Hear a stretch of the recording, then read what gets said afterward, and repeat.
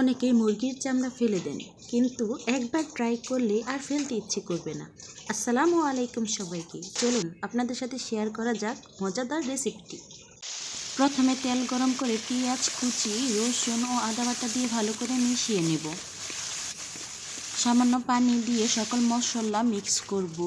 হলুদের গুঁড়া, মরিচের গুঁড়া, জিরার গুঁড়া, ধনিয়ার গুঁড়া, লবণ, মাংসের মশলা দিয়ে ভালো করে মিশিয়ে নেব।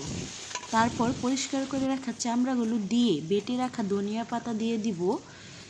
সবগুলো একসাথে মিশিয়ে নেব। কিছুক্ষণ নেড়ে চেড়ে সামান্য পানি দিয়ে দিব। চামড়াগুলো সিদ্ধ হতে বেশি সময় লাগবে না।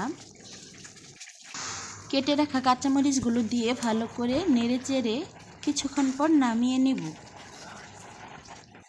এটা একবার ট্রাই করলে বারবার খেতে ইচ্ছে করবে।